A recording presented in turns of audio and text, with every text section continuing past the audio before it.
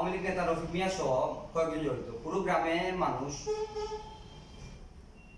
এই এই বিষয়টি অবগত। 5 আগস্টের পর কোনো অসুবিধা হয়নি বলে গ্রামের মানুষ তাদের কোথায় বৈঠকে যাচ্ছে। কিন্তু এই প্রভাবশালী মুরলদের কাছে বড়ই অসহায়, যা আপনারা সরজমিনে গেলে বুঝতে পারবেন। এদিকে এর মধ্যে আমাদের গ্রামের আওয়ামী লীগের প্রতিবল মুরল বলে তারা এখন আমাদের কাছে বিকাশ নাম্বার দিয়ে প্রকাশ্যে টাকা দাবি করছে এবং বলছে আপাতত 1 লক্ষ টাকা দিলে তারা বিষয়টি নিয়ে অভিযোগ তুলবে, গ্রামের একবারে রাখার সিদ্ধান্ত প্রত্যাহার করবে। এই জন্যই তারা 10 লক্ষ টাকা দাবি করেছে, যার তথ্য প্রমাণ আমাদের কাছে সংরক্ষিত আছে। বিষয়টি আমাদেরকে হতবাক করেছে। আমরা রীতিমতো শঙ্কিত, স্তম্ভিত এবং হতাশ। তাই নিরুপায় হয়ে আপনাদের কাছে এসেছি।